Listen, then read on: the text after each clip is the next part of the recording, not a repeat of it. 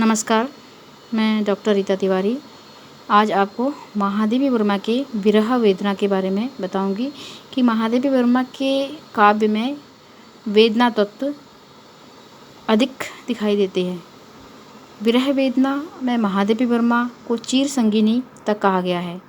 महादेवी वर्मा के बारे में जब भी हम अध्ययन करते हैं तो हम यहाँ निष्कर्ष में पहुँचते हैं कि महादेवी वर्मा जी अपने काव्य में क्षणभंगुर तथा नासमान मानव हृदय की अमर पीड़ा को वाणी देने का प्रयास किया है कि महादेवी वर्मा के काव्य में करुणा और वेदना का तत्व अधिक दिखाई देता है। अगर हम इनके व्यक्तित्व के निर्माण के बारे में देखें तो इनकी करुणा की भावुकता और दार्शनिकता की आधारशिला हमारे सामने दिखाई देती हैं कि महादेवी वर्मा के काव्य में विरह और वेदना और हृदय के उस छींटे कांटे विरह से व्याकुल इनका हृदय है, जो अपनी काव्य में अपनी वेदना और व्याकुलता को दिखाती हैं। सांसारिक कष्टों पर भी अत्यंत शुद्ध हो जाता है इनका हृदय। महादेवी वर्मा को आधुनिक मीराबाई भी कहा जाता है कि वह अपने प्रियतम के प्रति, उस अज्ञात प्रियतम के प्रति कितनी व्याकुल है, अपने प्रीतम से कितना प्रेम करती हैं। उसके विरह में उसकी पीड़ा को स्वयं महादेवी वर्मा ने देखा है। इनके तत्व, इनके हृदय में जो वेदना है वह इनके काव्य में झलकता है। महादेवी वर्मा के हृदय में कितनी वेदना है यह इनके काव्य में झलकता है। और इस वेदना तत्व के अगर हम बारे में पढ़ें तो महादेवी वर्मा छायावाद के आधार स्तंभों में से एक हैं। अज्ञात प्रीतम के प्रति वेदना का भाव की अभिव्यक्ति उनके काव्य में प्रमुखता में हुई है। वेदना और करुणा की प्रधानता के कारण ही महादेवी जी को आधुनिक मीरा कहा जाता है, जो अभी मैंने आप लोगों को बताया।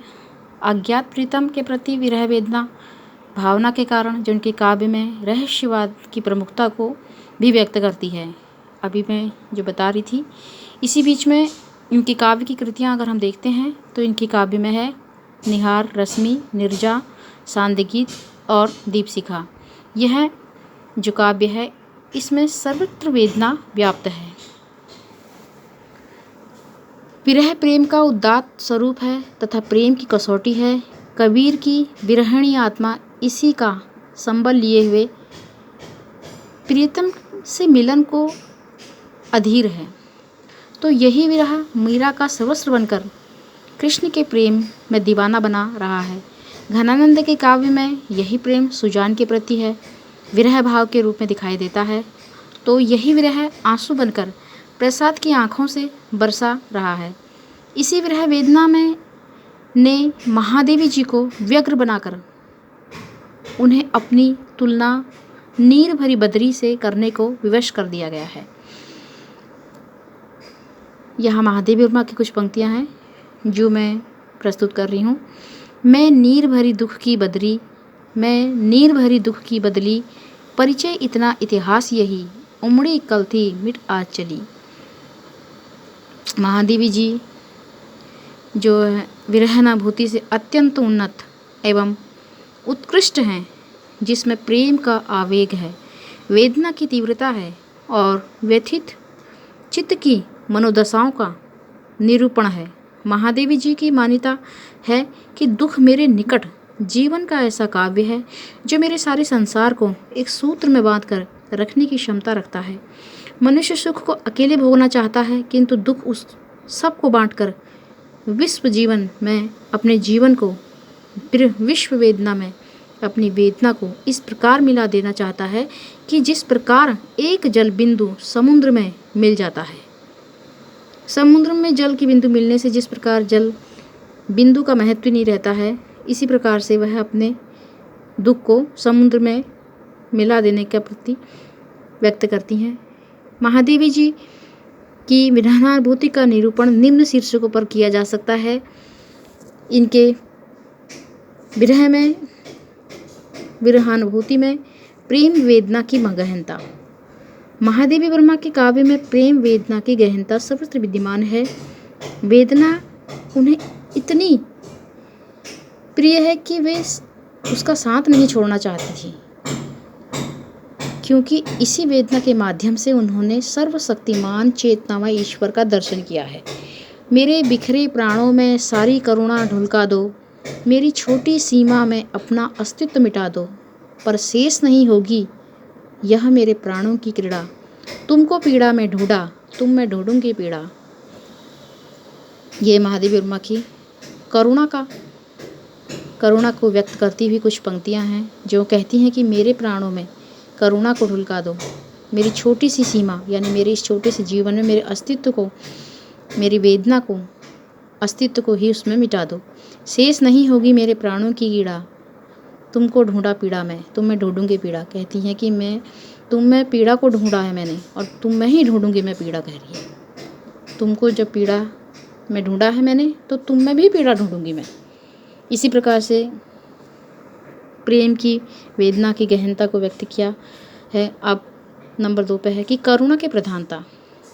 विरह की तीव्र अनुभूति के कारण महादेवी वर्मा जी के हृदय में अपार करुणा दिखाई देती है। महादेवी जी के समय का निराशावाद भी इस करुणा को उत्पन्न करने में सहायक सिद्ध हुआ है। करुणा का भाव कवित्रियों के अनुसार अत्यंत पवित्र है। उसकी स्पर्श छाया से दुख भी निरख उठता है। कुछ पंक्तियाँ और बताती हूँ मैं। शून्य मंदिर में बनूंगी आज मैं प्रतिमा तुम्हारी, शून्य मंदिर में बनूंगी आज मैं प्रतिमा तुम्हारी, अर्चना को सूल भोले, शार दृग जल अर्घ होले, आज करुणा स्नात उजता दुख ही मेरा पुजारी। आज करुणा स्नात उजला दुख ही मेरी पूजा, मेरा पुजारी। नहीं सुलभ सात्विकता। अब नारी सुलभ सात्विकता के बारे में बताया है कि महादेवी जी के हृदय में वेदना की कोमल भावनाओं के साथ साथ नारी हृदय की स्वाभाविक सात्विकता भी समाहित है। उनके गीतों की प्रेम वेदना में न द्वेष है, न घृणा है, न कटुता है और न प्रतिकार है। यदि है तो केवल वेदना, जिसमें उनका अपना नहीं बल्कि समस्त मानव जाति की असीम शोक उसमें समाया हुआ है। उसकी समस्या का समाधान भी वह खुद ही करती हैं, स्वयं करती हैं। उनकी करुणा पुकार में भी नारी के हृदय की वेदना को स्पष्ट अंकन दिख पड़ता है कि ये वह तो एक नारी है और इसलिए नारी की अंदर जो वेदना है, जो दुख है, जो व्यक्त है करते हुए बताया गया है कि जो तुम आ जाते एक बार, कितनी करुणा कितने संदेश पथ में बिछ जाते बन पराग, गाता प्राणों का तार तार अनुराग भरा उन्माद राग, आंसू लेते वे पद पखार।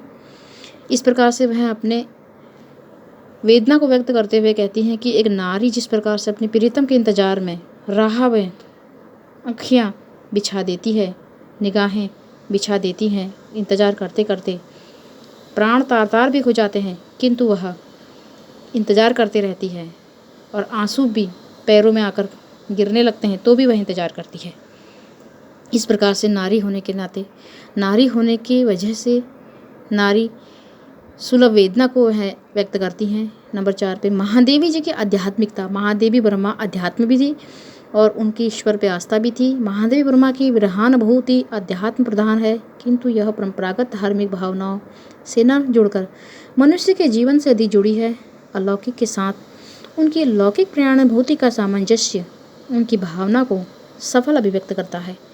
अपनी इसी आध्यात्मिक अनुभूतियों के कारण वे अपने अज्ञात प्रीतम को लौकिक वस्तुओं में छोड़ती है। कुसुम दल से वेदना के दाग को पोंछती जब आंसुओं से रश्मियाँ, चौंक उठती अनिल के निस्वरता धूं तारिकाएं, चकित सी अनजान सी, तब बुला जाता मुझे उस पार जो दूर से संगीत सा, वह कौन। नंबर 5 भक्ति की तन्मयता। महादेवी जी एक अच्छी भक्त भी थी।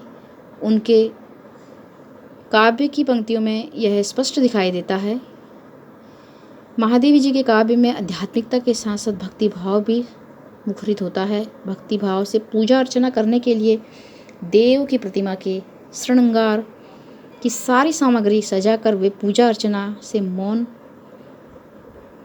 हो लीन हो जाती हैं। और हाँ, सामग्री का रूप सामान्य भक्त की सामग्री से भिन्न है, किंतु पूजा का भाव वही है। सामग्री तो भिन्न है पर भाव वही है। क्या पूजा क्या अर्चन रे, क्या पूजा क्या अर्चन रे, उस असीम का सुंदर मंदिर मेरा लघुतम जीवन रे, मेरी श्वासें करती रहती नित्य प्रिय का अभिनंदन रे। इस प्रकार से वह पूजा अपने भाव को व्यक्त करती है। इस पूजा अर्चना में पार्थिवता नहीं है, किंतु तन्मयता वही है जो एक भक्त में होती है। इसलिए यह कहा जा सकता है कि महादेवी के काव्य में उपलब्ध वेदना भक्ति की तन्मयता से परिपूर्ण है।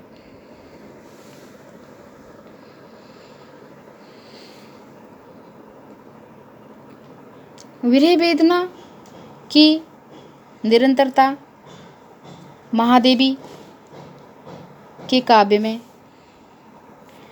विरह भावना का अग्रिम अविरल प्रभाव है।